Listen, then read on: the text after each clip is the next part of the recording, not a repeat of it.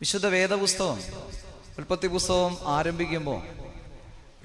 ആരംഭിക്കുന്നത് ഇങ്ങനെയാണ്. ഒന്നും നന്നല്ല എന്ന് പറഞ്ഞാണ് പുസ്തകം ആരംഭിക്കുന്നത്. ഭൂമി ശൂന്യവും പാഴുമായിരുന്നു എന്നാണ് ഉൽപ്പത്തി പുസ്തകത്തിൻ്റെ 1-ാം അധ്യായത്തിൻ്റെ 1-ാം വാക്യം ആരംഭിക്കുന്നത്. അതായത് പാഴും ശൂന്യമായ ഭൂമിയെ കുറിക്കുവാൻ ഗ്രീക്കുകാർ ഉപയോഗിക്കുന്ന വാക്ക് കയോസ് എന്നാണ്. ആ വാക്കിൻ്റെ അർത്ഥം ക്രമം തെറ്റിയത്, ക്രമമില്ലാത്തത് എന്നൊക്കെയാണ് അർത്ഥം. അസന്തുലിതമായ ഒരു ഭൂമിയെ സന്തുലിതമാക്കി തീർത്തതിൻ്റെ പിന്നിൽ 2 കാര്യങ്ങളുണ്ടെന്ന് ഉൽപ്പത്തി പുസ്തകത്തിൻ്റെ ആമുഖവാക്കുകളിൽ കുറിക്കുന്നുണ്ട്. അവിടെ ഇങ്ങനെ എഴുതിയിരിക്കുന്നു: ദൈവത്തിൻ്റെ പരിശുദ്ധാത്മാവ് വെള്ളത്തിന്മീതെ പരിവർഷിച്ചു, ഉണ്ടാകട്ടെ എന്ന് പറഞ്ഞു, ഉണ്ടായി. കയോസായ ക്രമം തെറ്റി ഒന്നിനെ ക്രമമുള്ളതാക്കുവാൻ തക്കവേണം അവിടെ ഉണ്ടായ 2 അനുഭവങ്ങളാണ്. ഒന്ന്, പരിശുദ്ധാത്മാവിൻ്റെ കൃപയുണ്ടായി. 2, ദൈവവചനം വേരൂന്നി. ഇങ്ങനെ കയോസ് ആയിരുന്നത് ക്രമമുള്ളതായി മാറ്റപ്പെട്ടു. അതിന് വിളിക്കുന്ന പേരാണ് കോസ്മോസ്.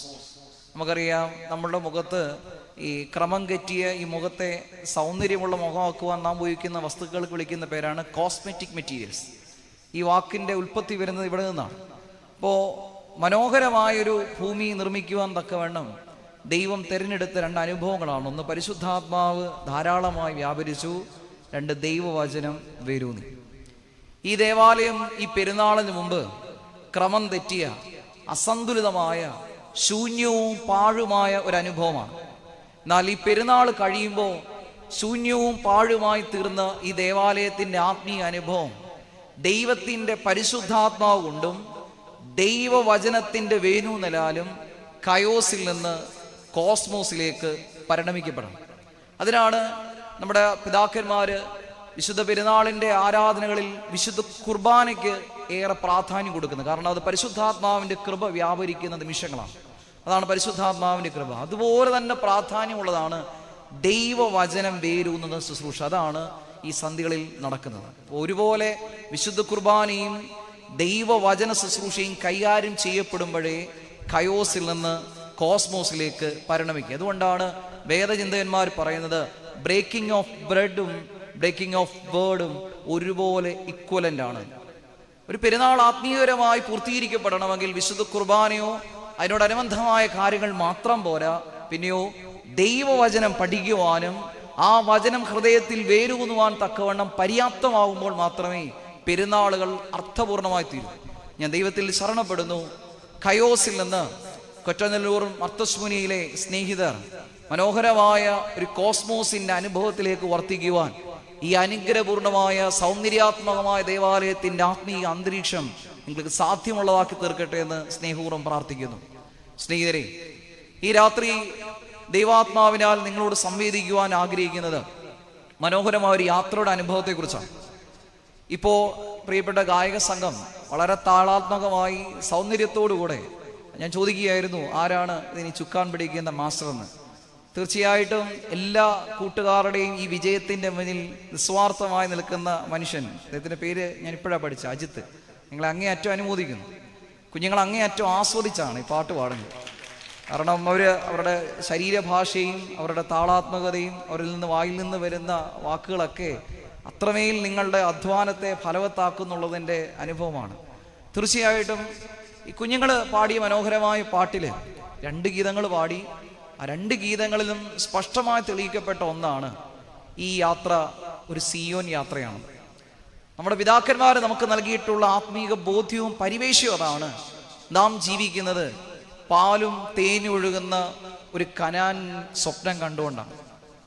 ഇതാണ് നമ്മുടെ ജീവിതയാത്രയുടെ അർത്ഥപൂർണ്ണം. അതുകൊണ്ടാണ് മത്യുസ്ഥിതിയമ്പാവ തുടങ്ങിയ മഹാരഥന്മാരായ പിതാക്കന്മാരൊക്കെ ആശീർവാദം നൽകുമ്പോൾ പ്രത്യേകം പറയുന്നു, മക്കളെ, നിങ്ങൾ പോകുന്നത് പാലും തേനും ഒഴുകുന്ന സിയോൻ യാത്രയുടെ അനുഭവത്തിൽ നിങ്ങൾ അങ്ങ് എത്തുവോളം പരിശുദ്ധാത്മാവ് നിങ്ങൾക്ക് സന്തത സഹചാരിയായി ഉണ്ടാകട്ടെ എന്ന്.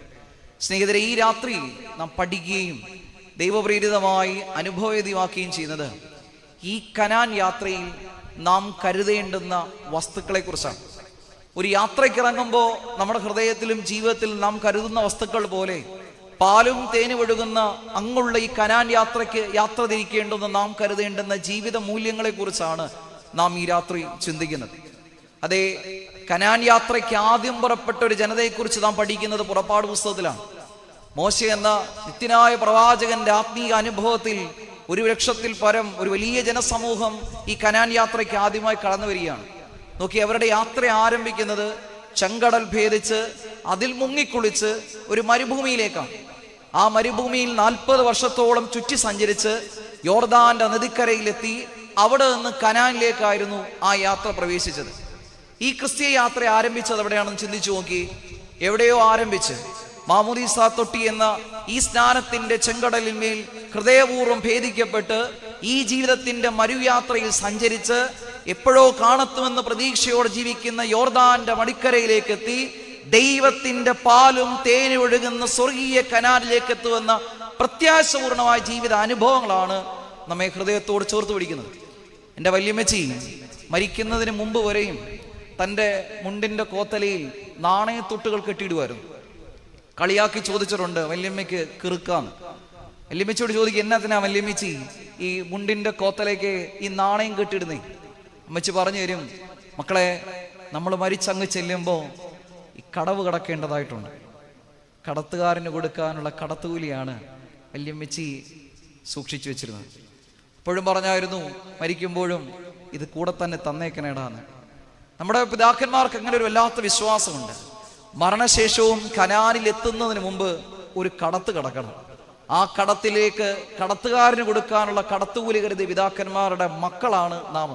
ചൊവ്വാഴ്ച ശീമനമസ്കാരത്തിന്റെ സന്ധ്യയില് മനോഹരമായി പാടുന്നുണ്ട്, ഇരുതി പാലം വഴിവാനാർന്നൊരു സഹദേരെ പ്രാർത്ഥിപ്പിഞ്ഞങ്ങൾ പാവക്കടലിൽ മുങ്ങായ്വാൻ. അവിടെ ഇങ്ങനെ പറയുന്നു, എരുതി പാലം വഴി വാനാർന്നൊരു സഹദേരെ. സഹദേന്മാരോട് പറയുകയാണ്, ഈ കടലിൽ കൂടെ സഞ്ചരിക്കേണ്ട ഗതികേട് നിങ്ങൾക്ക് വന്നില്ല. കാരണം സ്വന്തം ജീവിതം കൊണ്ട് ഈ കടൽ കടക്കാതെ മുകളിലൂടെ ഒരു പാലം വഴി കനാലിൽ എത്തിച്ചേർന്നവരാണ് നിങ്ങൾ. ഞങ്ങൾക്ക് അത്രയുള്ള വിശുദ്ധിയൊന്നുമില്ല.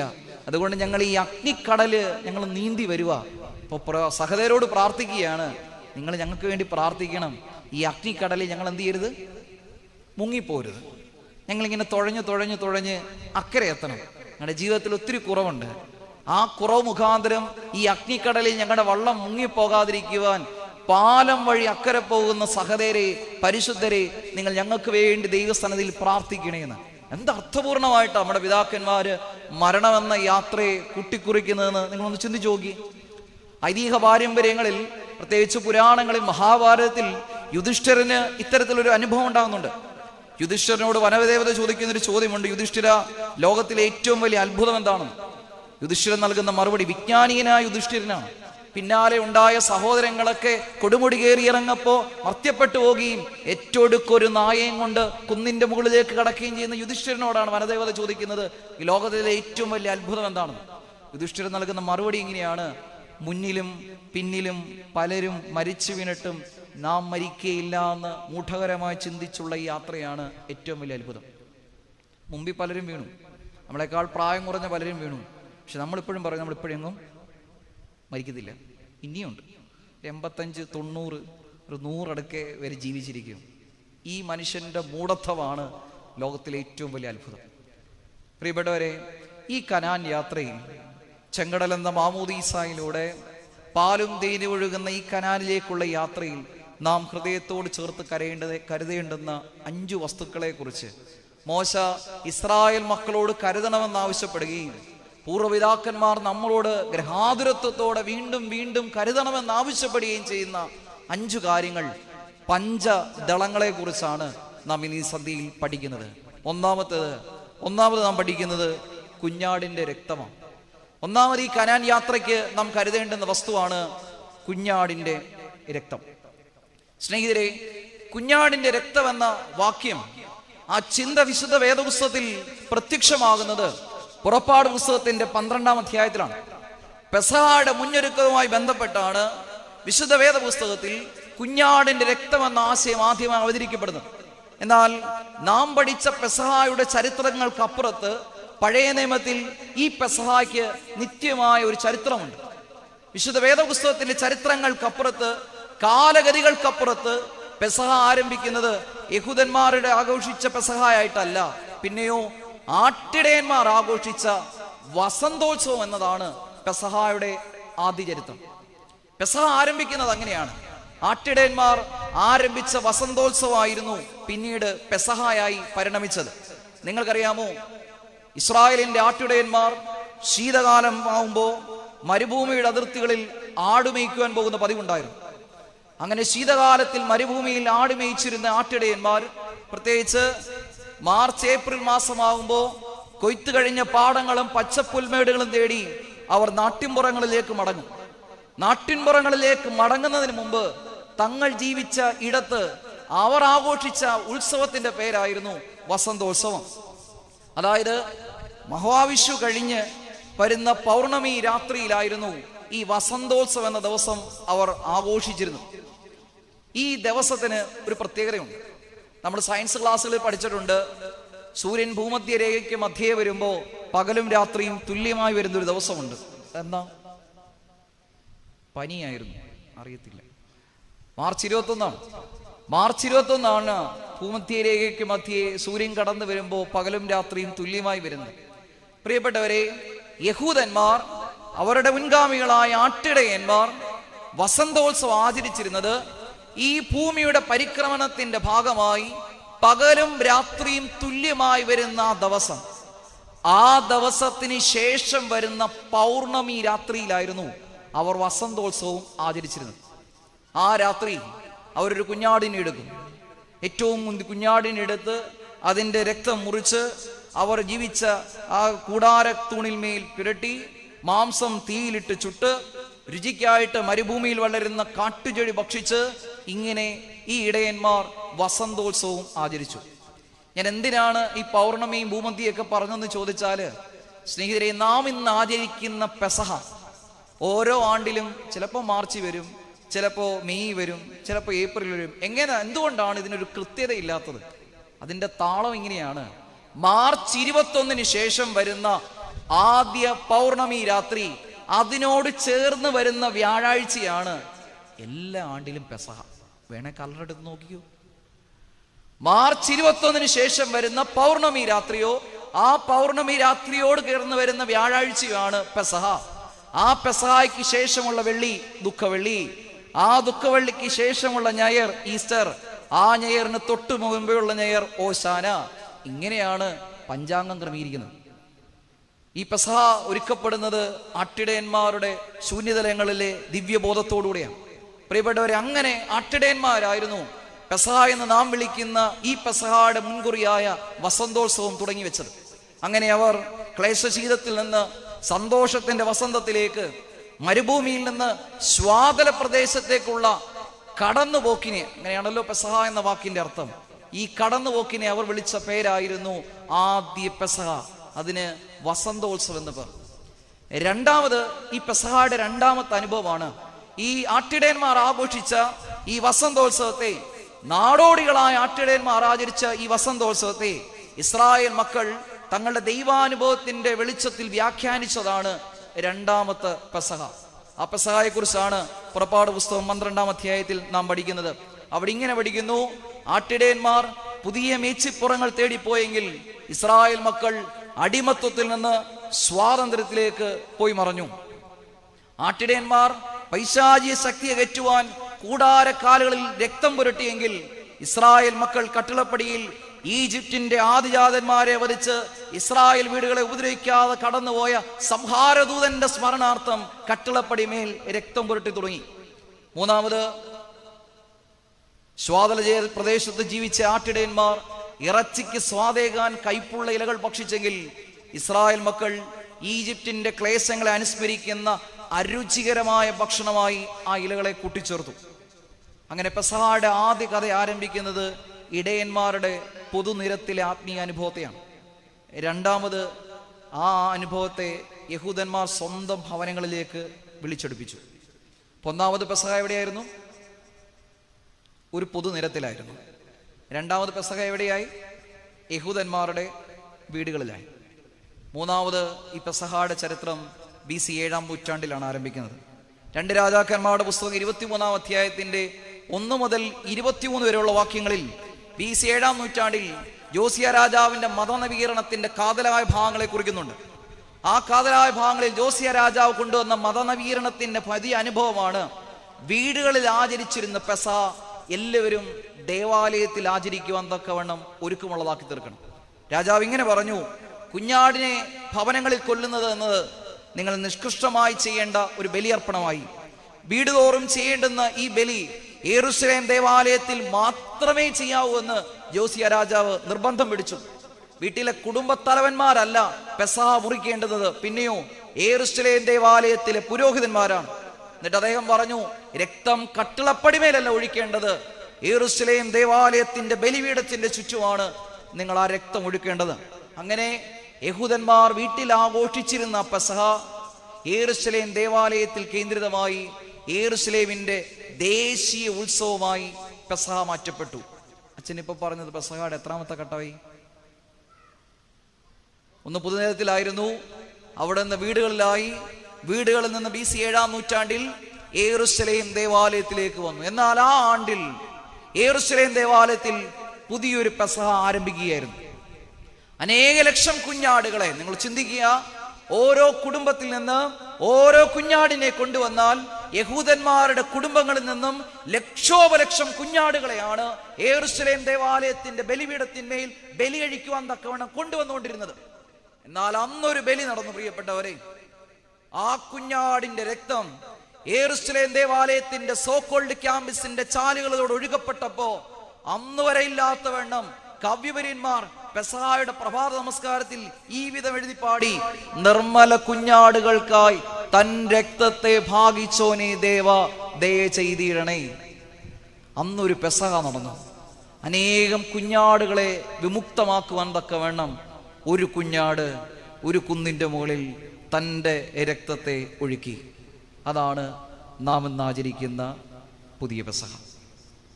ചിന്തിക്കുക, 4 ലക്ഷത്തിൽ പരം കുഞ്ഞാടുകളുടെ വേദനയുടെ, കരച്ചിലിന്റെ, ഈറ്റുനോവിന്റെ, നൊമ്പരത്തിന്റെ അനുഭവത്തെ വിസ്മരിക്കുവാൻ തക്കവണ്ണമാണ് ആ കുഞ്ഞാട് കാൽവറിയിൽ സ്വന്തം രക്തത്തെ ഒഴുക്കി കൊടുത്തത്. അത് അവർക്ക് വേണ്ടിയിട്ടല്ല, പിന്നെയോ നമുക്ക് വേണ്ടിയിട്ടാണ്. പ്രിയപ്പെട്ടവരെ, ഒന്നാമത് ഈ കനാൻ യാത്രയ്ക്ക് നിങ്ങൾ കരുതണമെന്ന് ഞാൻ നിങ്ങളോട് ആവശ്യപ്പെടുന്നത് കുഞ്ഞാടിന്റെ രക്തം, വിശുദ്ധ കുർബാനയാണ്. ഈ കനാൻ യാത്രയിൽ നിങ്ങൾ കരുതേണ്ടുന്ന ഒന്നാമത്തെ വസ്തു വിശുദ്ധ കുർബാനയാണ്. തീർച്ചയായും നമ്മുടെ ഈ പാലും തേനും ഒഴുകുന്ന സ്വർഗീയ കനാനിലേക്കുള്ള യാത്രയിൽ നിരന്തരമായി കുർബാനയെ കയ്യിലേന്തുന്നുണ്ടത് നമ്മുടെ ഓരോരുത്തരുടെയും ദൗത്യമായി, അനുഭവമായി പ്രിയപ്പെട്ടവരെ നമുക്ക് മാറ്റണം. വിശുദ്ധ കുർബാന അത് സ്വീകരിക്കുമ്പോൾ ഉള്ളിൻ്റെ ഉള്ളുകൊണ്ട് നാം മനസ്സിലാക്കണം, അനേകം കുഞ്ഞാളുകളുടെ കണ്ണുനീരിൻ്റെ ആത്മീക അനുഭവത്തെയാണ് നാം നമ്മുടെ ഹൃദയത്തിൽ സ്വരുക്കൂട്ടുന്നത്. അത്രമേൽ തീക്ഷ്ണമായ ഒന്നാണ് എന്ന് നാം ഓരോ നിമിഷവും ഈ അഗ്നി നാവിലേക്ക് പകരുമ്പോൾ ഓർക്കണം. പക്ഷെ അലക്ഷ്യമാണ്. ഇന്ന് വിശുദ്ധ കുർബാന സ്വീകരിക്കുന്നതും അതിൻ്റെ പിമ്പിലുള്ള ഒരുക്കവും അതിനെ തുടർന്ന് ആചരിക്കേണ്ട അനുഭവങ്ങളൊക്കെ അലക്ഷ്യമാണ്. പ്രിയപ്പെട്ടവരെ, അലക്ഷ്യതയോടെ അല്ല, ഒരുക്കത്തോടെയാകണം ഈ വിശുദ്ധ കുർബാനയെ നാം സ്വീകരിക്കേണ്ടുന്നത്. തീർച്ചയായിട്ടും ഈ അനുഭവം നമ്മുടെ ജീവിതത്തിൽ ഉണ്ടാകണമെന്നാണ് ആദ്യമായി എനിക്ക് നിങ്ങളോട് സൂചിപ്പിക്കുവാനുള്ളത്. ഈ കഥ അല്പം കൂടെ മുമ്പോട്ടുണ്ട്. ഇസ്രായേൽ മക്കളുടെ ജീവിതാനുഭവങ്ങളിൽ ഈ വിശുദ്ധ കുർബാന എന്ന ഈ കുഞ്ഞാടിന്റെ രക്തത്തിന്റെ അനുഭവത്തെ മുമ്പോട്ട് കൊണ്ടുപോകുമ്പോൾ ഇസ്രായേൽ മക്കള് മോശയോട് പിറുപിറുക്കുന്നുണ്ട്. എന്തിനാണ് ഞങ്ങളെ കൊണ്ടുവന്നത്? പട്ടിണിക്കിട്ട് കൊല്ലുവാനാണോ? വെള്ളം തരാതെ കൊല്ലുവാനാണോ? ആ എച്ചിൽ പാത്രങ്ങളിൽ കടന്ന് എന്ത് സ്വസ്ഥമായി ഞങ്ങൾ ജീവിച്ചു, ഇവിടെ കൊണ്ടുവന്ന് കൊല്ലാനായി ഞങ്ങൾ എന്തിനാണ് കൊണ്ടുവന്നത് ചോദിച്ച് പിറുപിറുക്കുമ്പോൾ മോശ തിരിച്ചു നൽകുന്ന ഒരു മറുപടി ഉണ്ട്. ഹൃദയം കൊണ്ട് ഹൃദയത്തിൽ എഴുതി നിങ്ങൾ വായിക്കേണ്ട വാക്യമാണ്. പുറപ്പാട് പുസ്തകത്തിന്റെ 16-ാം അധ്യായത്തിന്റെ 3-ാം വാക്യവും 8-ാം വാക്യവും. അവിടെ ഇങ്ങനെ എഴുതിയിരിക്കുന്നു, ഞങ്ങൾ ആരാണ്? നിങ്ങളുടെ ആവലാദികൾ ഞങ്ങൾക്കെതിരായിട്ടല്ല, കർത്താവിന് എതിരെയാണ്. മോശ തിരിഞ്ഞ് നിന്ന് ഇസ്രായേൽ മക്കളോട് പറയുകയാണ്, നിങ്ങൾ എന്നോടെന്തിനാ ഈ പരിഭവം സങ്കടമൊക്കെ പറയുന്നേ? ഞാനാണോ നിങ്ങളെ വിളിച്ചോണ്ട് വന്നേ? ഞാനൊരു നിമിത്തം മാത്രമാ. നിങ്ങളെ വിളിച്ചോണ്ട് വന്നത് ഞാനല്ല. നിങ്ങൾ സങ്കടം പറഞ്ഞാൽ, പരാതി പറഞ്ഞാൽ അതെന്നോടല്ല പറയുന്നത്. പിന്നെയോ ഈ യാത്രയ്ക്ക് ഒരു അതോറിറ്റി ഉണ്ട്. ഈ യാത്രയ്ക്ക് അതോറിറ്റി ഉണ്ട്. ആ അതോറിറ്റിയോടാണ് നിങ്ങൾ നിങ്ങളുടെ സങ്കടങ്ങൾ എന്ത് ചെയ്യുന്നത്, പറയുന്നത്. പ്രിയപ്പെട്ടവരെ, ഈ യാത്രയിൽ ഞാൻ എൻ്റെ ശരീരത്തെ, എൻ്റെ ജീവിതത്തെ തോന്നുമ്പടി ഉപയോഗിക്കുവാൻ സാധ്യമല്ല.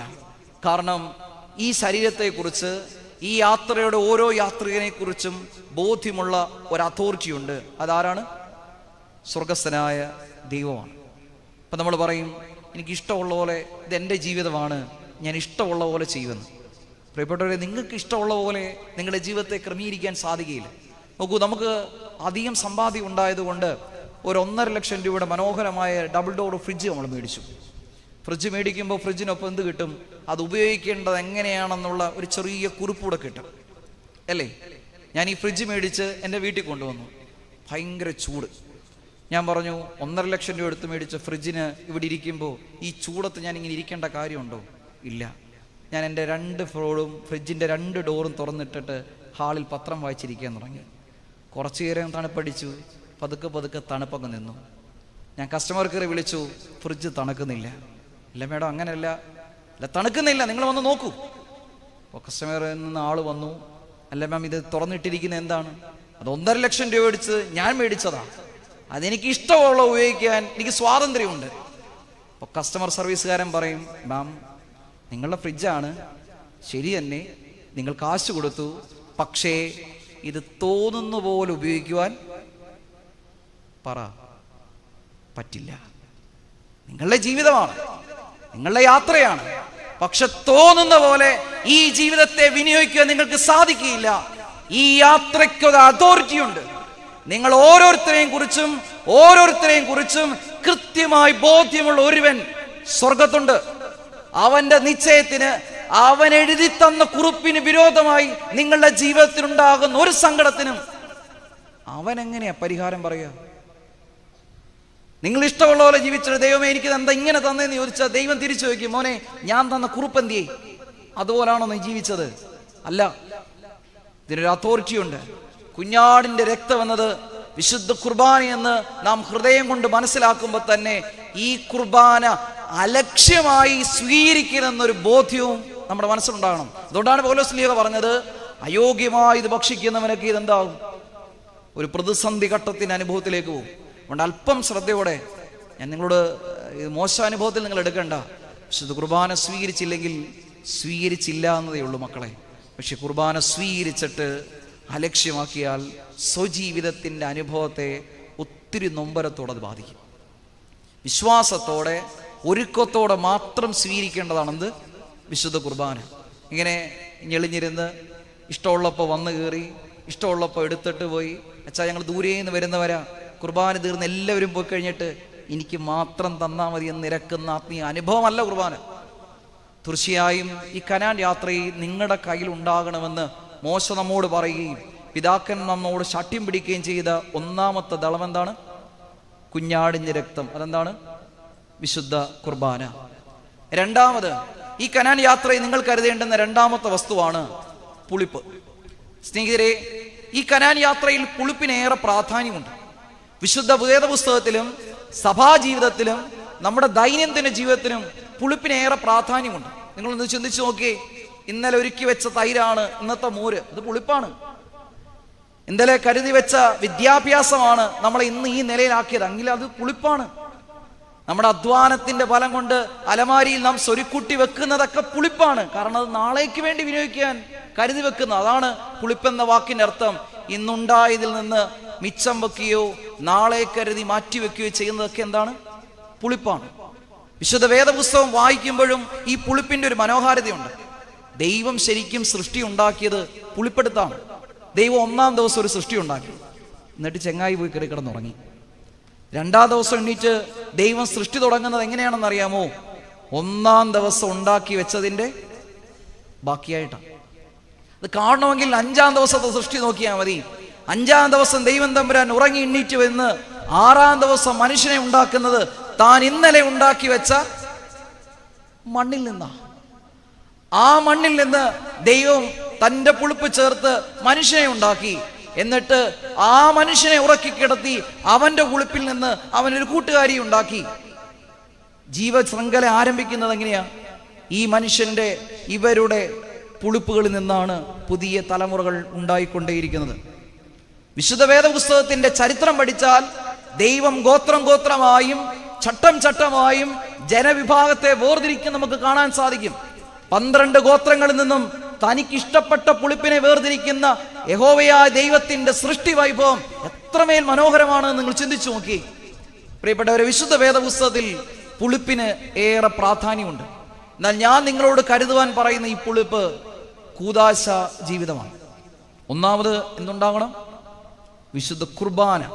അത് നിഷ്ഠയോടെ നമ്മൾ എന്ത് ചെയ്യണം? പാലിക്കണം. 2, കൂദാശ ജീവിതം. ഈ പുളിപ്പ് ഇന്നുണ്ടായതല്ല, പിന്നെയോ പിതാക്കന്മാരിലൂടെ കൈമാറി വന്ന ആത്മീയ അനുഭവമാണ് നാം ഇന്ന് ആചരിക്കുന്ന 7 കൂദാശകളടങ്ങുന്ന നമ്മുടെ ഈ കൗദാശിക ജീവിതം. ഇതൊരു പൊടുന്നനെ ഉണ്ടായി വന്നതല്ല. തീർച്ചയായിട്ടും അതിനോട് നമുക്കൊരു ആത്മീയ ബോധം ഉണ്ടാകണം. ജീവിതത്തിൽ വെന്തുരുകുന്ന ജീവിത സാഹചര്യങ്ങൾ ഉണ്ടാകാം, പ്രയാസങ്ങളുണ്ടാകാം, പ്രതിസന്ധി ഉണ്ടാകാം. പക്ഷെ ഇന്നലകളിൽ ദൈവം നമ്മുടെ ജീവിതത്തിന് ഒരുക്കി തന്ന നിത്യമായ ജീവിതത്തിന്റെ സന്തോഷങ്ങളെ വിസ്മരിക്കുന്ന മൂഢന്മാരായി നമ്മൾ എന്ത് ചെയ്യരുത്? മാറരുത്. സ്നേഹിതരെ, അതുകൊണ്ടാണ് സങ്കീർത്തനത്തിൽ നാം നമ്മുടെ കുഞ്ഞുങ്ങൾക്ക് പഠിപ്പിച്ചു കൊടുക്കുന്ന സങ്കീർത്തനത്തിന്റെ ആദ്യ വരികൾ ആരംഭിക്കുന്നത് ഇങ്ങനെയല്ലേ? കൂരിരുൾ താഴ്വരയിലൂടെ ഞാൻ നടന്നാലും ഒരനർത്ഥവും ഭയപ്പെടുകയില്ല, എന്തെന്നാൽ നീ എന്നോടുകൂടെ ഇരിക്കുന്നുവല്ലോ. ഞാൻ പലപ്പോഴും ചിന്തിച്ചിട്ടുണ്ട്, എന്തുകൊണ്ടാണ് മറ്റു സങ്കീർത്തനങ്ങളെയൊക്കെ കളഞ്ഞ് നമ്മുടെ കുഞ്ഞുങ്ങൾക്ക് ആദ്യം പഠിപ്പിച്ചു കൊടുക്കുന്ന 23-ാം സങ്കീർത്തനത്തിന് ഇത്ര പ്രാധാന്യം? മറ്റു കൊച്ചു കൊച്ചു സങ്കീർത്തനങ്ങളൊക്കെ ഇല്ലേ? പക്ഷെ നമ്മുടെ കുഞ്ഞുങ്ങളെ നമ്മൾ ആദ്യം പഠിപ്പിക്കുന്ന സങ്കീർത്തനം ഏതാ? 23-ാം സങ്കീർത്തനം. കാരണം ആ 23-ാം സങ്കീർത്തനത്തില് ഒരു മനുഷ്യന്റെ ജീവിതത്തിന്റെ പുളിപ്പുകളെ കുറിച്ച്, അവനായിരിക്കേണ്ട ജീവിത സാഹചര്യങ്ങളെ കുറിച്ച് വ്യക്തമായി എഴുതി വെക്കുക, പറഞ്ഞു കൊടുക്കുക. മക്കളെ, സങ്കടപ്പെടരുത് ജീവിതത്തിൽ ഒരിക്കലും. ഒറ്റയ്ക്കേ ഉള്ളെങ്കിലും കൂടെ ആരുണ്ട്? കൂരിരുൾ താഴ്വരയിലൂടെ നീ നടന്നാലും നിന്റെ ദൈവം നിന്റെ കൂടെയുണ്ട്, ഒറ്റയ്ക്കല്ല, ഭയപ്പെടേണ്ട. ഇത്ര വിശ്വാസത്തോടെയാ നമ്മുടെ കുഞ്ഞുങ്ങൾക്ക് നമ്മളത് പറഞ്ഞു കൊടുക്കുന്നത്. സ്നേഹിതരെ, കയ്പ് നിറയുന്ന ജീവിതാനുഭവങ്ങളിലും ദൈവം നമ്മളെ കരുതുമെന്നുള്ള വിശ്വാസമാണ് ഈ പുളിപ്പിന്റെ, ഈ ജീവിതത്തിന്റെ അടിസ്ഥാനം. ഈ ജീവിതത്തിൽ എന്ത് പ്രതിസന്ധി ഉണ്ടായാലും പ്രയാസം ഉണ്ടായാലും എൻ്റെ ദൈവം എന്നെ കരുതുമെന്നുള്ള ആത്മീക ബോധ്യം നമ്മുടെ മനസ്സിൽ ഉണ്ടാക്കി വെക്കുമ്പോഴാണ് ശരിക്കും നാം ദൈവത്തിന്റെ മക്കളായി മാറ്റപ്പെടുന്നത്. പുറപ്പാട് പുസ്തകത്തിൽ അങ്ങനെ ഒരു ഭാഗമുണ്ട്. നിങ്ങൾക്കറിയാമോ? ചെങ്കടൽ കടന്ന് മരുഭൂമി യാത്രയുടെ 1.5 മാസം പിന്നിടുമ്പോൾ ഇസ്രായേൽ മക്കൾ ആദ്യമായി കലഹിക്കുകയാണ്. വല്ലാണ്ട് ദാഹിക്കുന്നു, നാക്ക് വറ്റി വരണ്ട്. ഈ മരുഭൂമിയിൽ ഒരു തുള്ളി വെള്ളമില്ല. അവർ മോശയോട് കലഹിച്ചപ്പോ മോശ ദൈവത്തോട് ചോദിച്ചു. മോശ പറഞ്ഞു, മക്കളെ, ദൈവം എന്നോട് പറഞ്ഞു, ഇതിന്റെ മുമ്പിൽ ഒരു ചെറിയ തടാകമുണ്ട്, ആ തടാകത്തിന്റെ വെള്ളം മതിപോരോളം നമുക്ക് എന്താ കുടിക്കാം അല്ലേ? അങ്ങനെ അവരെല്ലാവരും കൂടെ എവിടെ ചെന്നു? തടാകത്തിൽ ചെന്നു. നിങ്ങളുടെ മനസ്സിൽ മോശ ഇസ്രായേൽ മക്കളെ കൊണ്ടുപോയ തടാകത്തിന്റെ വിസ്തൃതി എന്തായിരിക്കും? ഈ പള്ളിയുടെ അത്രയും കാണുമോ? ആണോ? ഇതുപോലുള്ള ഒരു 20 പള്ളി ചേർത്ത് വെക്കണം. എത്ര മക്കളുണ്ടായിരുന്നു നിങ്ങൾ ചിന്തിച്ചേ? വെപ്രാളപ്പെട്ട് വരിക. ആ വെപ്രാളപ്പെട്ട് വരുന്ന മക്കൾക്ക് കുടിക്കാൻ ചെറിയൊരു തടാകമല്ല, വിസ്തൃതമായ ഒരു വലിയ അനുഭവത്തെയാണ് ദൈവം അവിടെ ഒരുക്കി വെച്ചത്. ഇങ്ങനെ മക്കൾ ആർത്തി പൂണ്ട് വെള്ളം കുടിക്കാൻ വന്നപ്പോഴാണ് ആ മാറായിലെ വെള്ളം എന്തായിരുന്നു? കയ്പുള്ളതായിരുന്നു. സ്നേഹിതരെ, ഇവിടെ ഒരു വലിയ അനുഭവം ദൈവം നമുക്ക് പറഞ്ഞു തരുന്നുണ്ട്. പുറപ്പാട് പുസ്തകത്തിന്റെ 15-ാം അധ്യായത്തിന്റെ 22-ാം വാക്യം. ജീവിതത്തിൽ കയ്പ് നിറയുന്ന മാറായുടെ അനുഭവങ്ങൾ ഉണ്ടാവുമ്പോൾ എന്ത് ചെയ്യണമെന്നറിയാതെ പകച്ചു നിൽക്കുന്ന നമ്മളോട് ദൈവം പറയുകയാണ്, മക്കളെ, നിന്റെ ജീവിതത്തിന്റെ കയ്പ് നിറയുന്ന അനുഭവങ്ങൾ മാറാൻ ഞാൻ നിനക്ക് വേണ്ടി ചില പുളിപ്പുകൾ അവിടെ കരുതിയിട്ടുണ്ട്. മോശയോട് പറയുകയാണ്, ഈ മാറായോട് ചേർന്ന് എന്തുണ്ട്? ഒരു വലിയ വൃക്ഷമുണ്ട്. ആ വൃക്ഷം വെട്ടി നീന്തിയ ആ വെള്ളത്തിലിടുക. ആ വെള്ളം എന്തായി മാറും? മധുരമുള്ളതായി മാറും. ഇവിടെ എനിക്കിവിടെ 2 അർത്ഥങ്ങൾ നിങ്ങൾക്ക് പറഞ്ഞു നൽകുവാൻ ഞാൻ ആഗ്രഹിക്കുകയാണ്. ഇതിനൊരു ഭൗതിക അർത്ഥമുണ്ട്, ഇതിനൊരു ആത്മീക അർത്ഥമുണ്ട്. ഭൗതിക അർത്ഥം ഇതാണ്. നോക്കുക, ഈ തടാകത്തോട് ചേർന്ന് ഒരു മരം വളരുകയാണ്. സാധാരണ ഒരു മരം വളരണമെങ്കിൽ എത്ര ദിവസം എടുക്കും? 2 ആഴ്ച മതിയോ? 2 ആഴ്ച വളർന്നതിനെ മരം എന്ന് പറയാൻ പറ്റുമോ? പെടുന്നതിനെ ഒരു മരം വളരണമെങ്കിൽ എത്ര വർഷം എടുക്കും? 30, 35, 40, ഓക്കെ, 40 വർഷത്തോളം എടുക്കും അല്ലേ? ഒരു വലിയ മരം ഭൂമിയിൽ ഉരുവാകണമെങ്കിൽ 40 വർഷത്തോളം എടുക്കും. ഇന്നലെ 1.5 മാസങ്ങൾക്ക് മുമ്പ് യാത്ര തുടങ്ങിയ ഒരു മക്കൾക്ക് മരുഭൂമിയിൽ വെള്ളം കിട്ടാണ്ട് വരുമ്പോ ആ വെള്ളത്തെ മധുരമുള്ളതാക്കുവാൻ 40 വർഷങ്ങൾക്ക് മുമ്പ് ഈ മരുഭൂമിയിൽ മരം നട്ടവനാണ് എന്റെ ദൈവം. നിങ്ങൾ വിശ്വസിക്കുമോ? ജീവിതത്തിന്റെ പ്രതിസന്ധികളിൽ നിൽക്കുമ്പോ നമ്മൾ പറയത്തില്ലേ, ഈ ആശുപത്രിയിൽ ഇപ്പം നിങ്ങളെ കൊണ്ടുവന്നത് ദൈവമാണ്. സങ്കടപ്പെട്ട് നിൽക്കുമ്പോ അടുത്ത് വന്ന് വർത്താനം പറഞ്ഞോട് നിങ്ങൾ പറയത്തില്ലേ, ഇപ്പോ നിന്നെ ഇവിടെ കൊണ്ടുവന്നത് ദൈവമാണ്. പെടുന്നനെ അല്ല ദൈവം അവനെ അവിടെ കൊണ്ടുവന്നത്. നിനക്ക് ഇന്ന് ഇങ്ങനൊരു സങ്കടം ഉണ്ടാവുമെന്ന് 40 വർഷങ്ങൾക്ക് മുമ്പേ തിരിച്ചറിഞ്ഞ് നീ സങ്കടപ്പെടുമ്പോ നിന്റെ സങ്കടത്തെ തണലൊരുക്കുവാൻ തക്കവണ്ണം ദൈവം ഒരുവനെ ഉണ്ടാക്കിയിട്ടുണ്ട്. നിങ്ങളത് മറന്നുപോരുത്. അതുകൊണ്ടാണ് മലയാളത്തെ മനോഹരമായ വാക്കാണ് തണൽ. ആ വാക്കിന്റെ അർത്ഥം ഇങ്ങനെയാണ്, തണുപ്പേകുന്ന ഇടം. തണുപ്പേകുന്ന ഇടത്തെ നമ്മൾ എന്താണ് വിളിക്കുന്നത്? തണൽ. അങ്ങനെയെങ്കിൽ ഞാൻ പറയും, അമ്മയൊരു തണല. എൻ്റെ ജീവിതത്തിൽ ഞാൻ അനുഭവിച്ചിട്ടുള്ള ഏറ്റവും വലിയ തണൽ മരം അമ്മയാണ്. അപ്പനൊരു തണലാണ്, അധ്യാപകരൊരു തണലാണ്, കൂട്ടുകാരൊരു തണലാണ്, ദേവാലയം ഒരു തണലാണ്, ദൈവവചനം ഒരു തണലാണ്. കാരണം എൻ്റെ ജീവിതത്തിന്റെ സങ്കടങ്ങളിൽ എനിക്ക് ജീവിതത്തിൽ തണുപ്പേകുന്ന ഇടങ്ങളൊക്കെ എന്താണ്? തണലാണ്. സ്നേഹിതരെ, ഞാൻ ഇവിടെ ഇങ്ങനെ പറയുന്നു, ഈ ദേവാലയ അനുഭവത്തിൽ കൊണ്ട് നിങ്ങളുടെ മനസ്സുകൊണ്ട് സ്വരുക്കൂട്ടുക. ജീവിതത്തിൽ മാറായുടെ പ്രതിസന്ധികൾ ഉണ്ടാകും, കയ്പ് നിറയുന്ന അനുഭവങ്ങൾ ഉണ്ടാകും. പക്ഷേ കയ്പ് നിറയുന്ന അനുഭവങ്ങളിൽ നിങ്ങൾ ചെയ്യേണ്ടത് നിങ്ങളുടെ സങ്കടത്തോട് ചേർത്ത് ഈ സങ്കടത്തെ മധുരകരമാക്കുവാൻ ദൈവം നട്ടിരിക്കുന്ന തണൽ മരങ്ങളെ കണ്ടെത്തുക എന്നുള്ളതാണ്. എൻ്റെ ജീവിതത്തിൽ ഒരു സങ്കടം ഉണ്ടായി. അപ്പം ഞാൻ ആദ്യം ഓടി വരേണ്ടത് എവിടേക്കാണ്?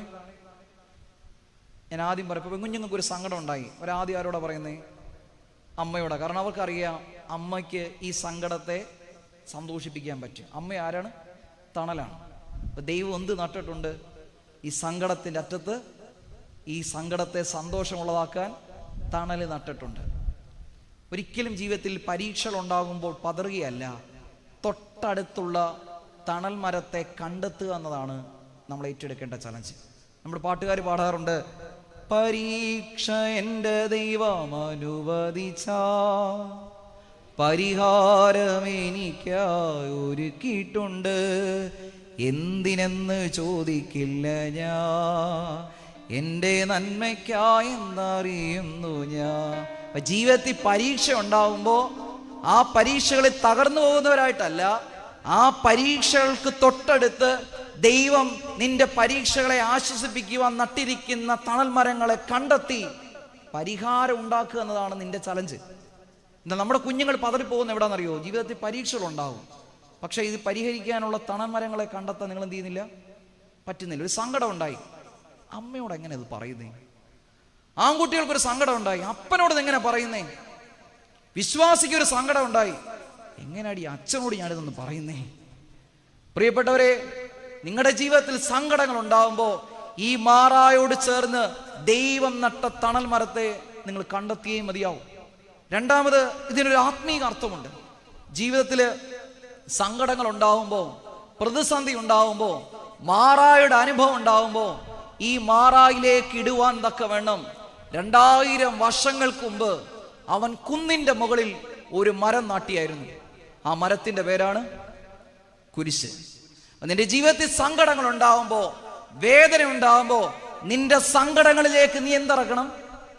കുരിശിറക്കണം. നിങ്ങൾ ശ്രദ്ധിച്ചിട്ടുണ്ടോ? മരണം ഉണ്ടാവുമ്പോ വികാരിയച്ഛൻ വരുന്നതിനേക്കാൾ മുന്നമേ വീട്ടിൽ വരുന്ന 2 വസ്തുക്കളാണ് കുരിശും. എന്നാത്തിനാ അതവിടെ കൊണ്ടുവെക്കുന്നേ? പിള്ളേരപ്പം പോയ സങ്കടത്തിൽ നെഞ്ചു പൊട്ടി കരയുക, പ്രിയപ്പെട്ടവള് പ്രിയപ്പെട്ടവൻ പോയ സങ്കടത്തിൽ വെന്തുരുകി കരയുക. അപ്പോഴതേ കുരിശും എഴുതിനും പൊക്കി എടുത്തുകൊണ്ട് വരുന്നേ. എന്നാത്തിനാച്ച ഇപ്പൊ ഇത് കൊണ്ടുവന്നേ? നിങ്ങൾ ചിന്തിക്കണം. പ്രിയപ്പെട്ടവരെ, വേദനകളിൽ, സങ്കടങ്ങളിൽ, നെഞ്ചുരുകുന്ന അനുഭവങ്ങളിൽ ഈ കുരിശ് നിന്നോടൊരു കഥ പറയുന്നുണ്ട്. ഈ കുരിശ് പറയുകയാണ്, നീ എന്തിനാ കരയുന്നേ? എൻ്റെ പ്രിയപ്പെട്ടവൻ പോയി, എൻ്റെ അപ്പൻ മരിച്ചു, എൻ്റെ അമ്മ മരിച്ചു. പ്രിയപ്പെട്ടവനെ, ഞാൻ എന്തിനു വേണ്ടിയിട്ടാണ് ഈ കുരിശ് ഈ കാൽവറിയിൽ നാട്ടിയത്? മരിച്ചവർക്കൊക്കെ എന്തുണ്ട്? പുനരുദ്ധാനമുണ്ട്. ഇന്ന് മരിച്ചെങ്കിൽ 3-ാം ദിവസം ഉദ്ധാനമുണ്ട്. നീ ഇത് വിശ്വസിക്കുക. നിന്റെ സങ്കടങ്ങളിൽ നിന്റെ അത്താണിയായി ഞാൻ കാൽവറിയിൽ നാട്ടിയ കുരിശ് നിനക്ക് സഹായമാകണം. ഓർത്തു നോക്കിയേ, മരണപ്പെട്ടപ്പോ തലക്കൽ കുരിശുണ്ട്, പള്ളി കൊണ്ടുവരുമ്പോ തലക്കൽ കുരിശുണ്ട്, കല്ലറ ധൂപം വെക്കാൻ പോകുമ്പോ കുരിശുണ്ട്.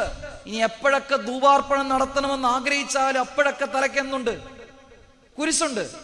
അതായത് ഈ ലോകം വിട്ടുപോയവരെ കുറിച്ച് നീ സങ്കടപ്പെടുമ്പോ നീ ഈ കുരിശിലേക്ക് നോക്കുക. അവിടെ ഇങ്ങനെ പറയുന്നു, ശരണത്താലേ